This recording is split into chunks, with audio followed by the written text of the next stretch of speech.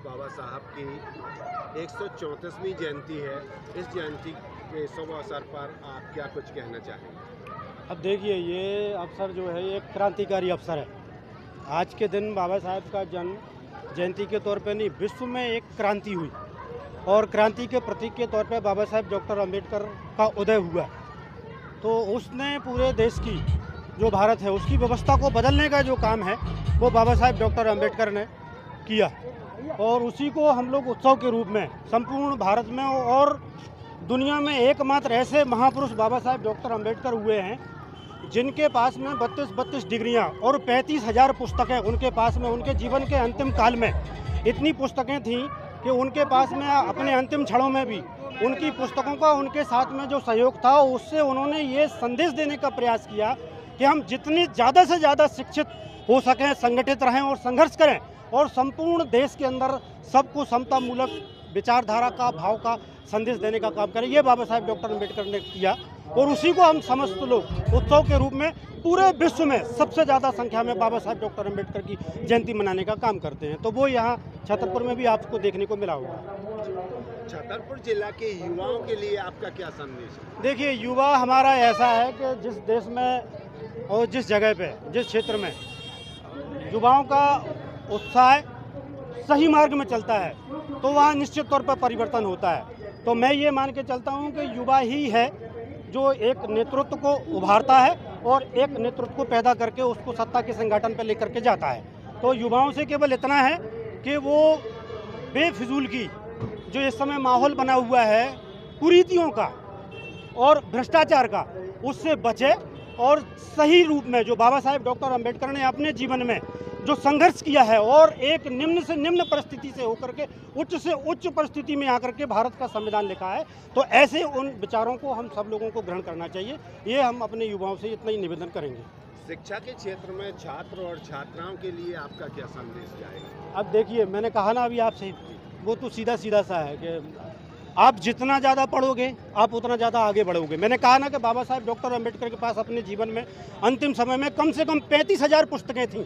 उनका एक मिनट भी अगर कोई उनसे ये बोलता था कि आप बाहर चलिए और आज हम मौज मस्ती करेंगे या हम बाहर जाकर के भोजन करेंगे, तो बाबा साहब डॉक्टर अंबेडकर का साफ साफ कहना ये होता था कि मुझे आप अगर भोजन खिलाना ही चाहते हैं तो आप मुझे बाहर लेकर के मत जाइए, आप अपने यहाँ से घर से बनवा करके लेकर के आइए और मुझे आकर के मेरे यहाँ खिलवा दीजिए। उसका कारण क्या था? उसका कारण ये था कि वो अपने समय को एक मिनट के लिए भी बर्बाद नहीं करना चाहते, वो ज़्यादा से ज़्यादा समय अपना पुस्तकों पे देना चाहते थे। तो मैं तो आज करके जो हमारे छात्र हैं, जो बहनें हों चाहे हमारे नौजवान साथी हों, कोई भी हो, जितना समय उसको मिले आज के समय में उसको किताबों में लगाना चाहिए। और क्योंकि किताबों से ही आपको ज्ञान मिलेगा और ज्ञान और विज्ञान पे आधारित भारत का संविधान हमको ये दिशा देता है कि ये देश गीता, रामायण, महाभारत, बाइबल, गुरु ग्रंथ, कुरान से नहीं चलेगा, ये विज्ञान और विज्ञान पे आधारित बाबा साहेब डॉक्टर अंबेडकर के लिखे हुए संविधान से चलेगा। आज हम सब लोग इस चीज़ को देख रहे हैं, वो हमारे सामने है।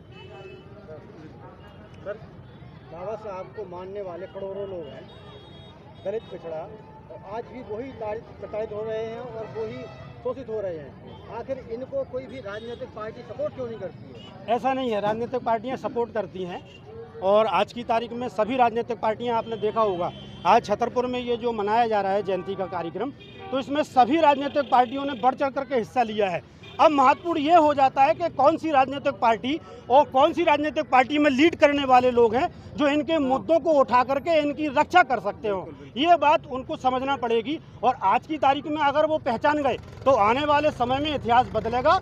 और जिस तरह से अत्याचार मध्य प्रदेश के साथ साथ पूरे भारत में देखने को मिल रहा है, और मैं स्पष्ट तौर पे ये कहूँगा कि भारतीय जनता पार्टी जो दिखावे की राजनीति कर रही है, मैंने देखा कि कल यहाँ पर के उन्होंने सफाई की, आज भी यहाँ पर उन्होंने यहाँ करके सफाई की।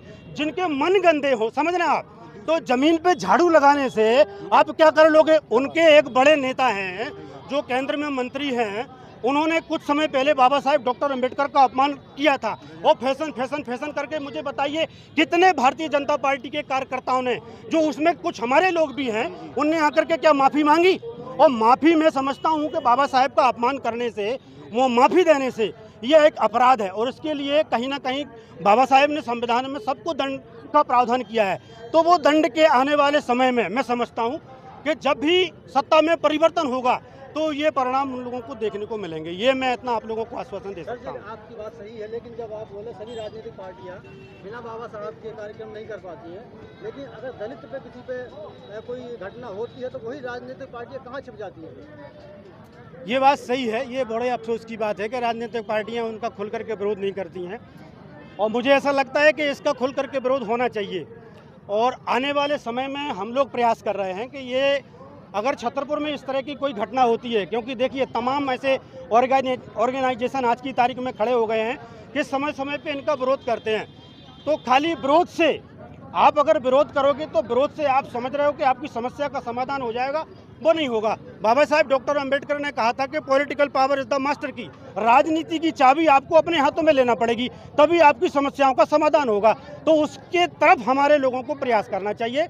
जितने भी हमारे दलित, वंचित, पिछड़े जो हमारे साथी हैं, मैं सबसे आह्वान करूंगा और निवेदन करूंगा कि आने वाले समय में छतरपुर में अगर वो मजबूती से हम लोगों का कंधे से कंधे मिलाकर के साथ देते हैं तो हम यहाँ परिवर्तन अवश्य करेंगे। छतरपुर में दलित समाज पर आए दिन घटनाएं हो रही हैं, आए दिन रिपोर्टें लिखी जाती हैं थानों में, फिर भी कार्रवाई नहीं होती, तो ये दलित समाज इतना एकत्रित होकर के उस पर कार्रवाई क्यों नहीं कराता है?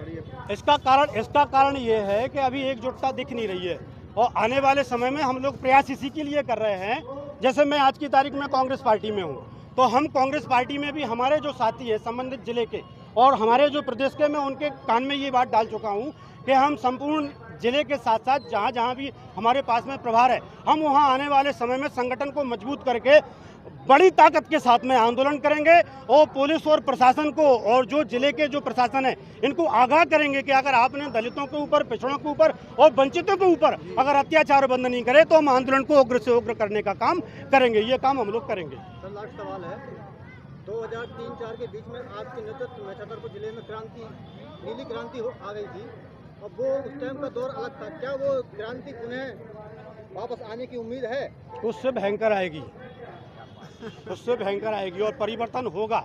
और इस बार परिवर्तन ऐसा होगा कि आने वाले कई समय तक अब उसको कोई बदल नहीं पाएगा। इस पे बुंदेलखंड पे मैं पूरे भारत के साथ साथ में इस बात को मैं कहना चाहता हूं, और ईमानदारी से अगर आप लोग दिखाएंगे तो इतिहास बनेगा। बुंदेलखंड की धरती संपूर्ण भारत के लिए ये संदेश देने का काम करेगी कि असली योद्धा और वीर और बहादुर अगर कहीं पे हैं बाबा साहब डॉक्टर अंबेडकर के चाहने वाले, तो वो बुंदेलखंड की धरती पे, और यहाँ से ही आगाज होगा भारत की क्रांति के लिए। हम लोग नीली क्रांति लिखने का काम करेंगे। जय भीम, जय भारत।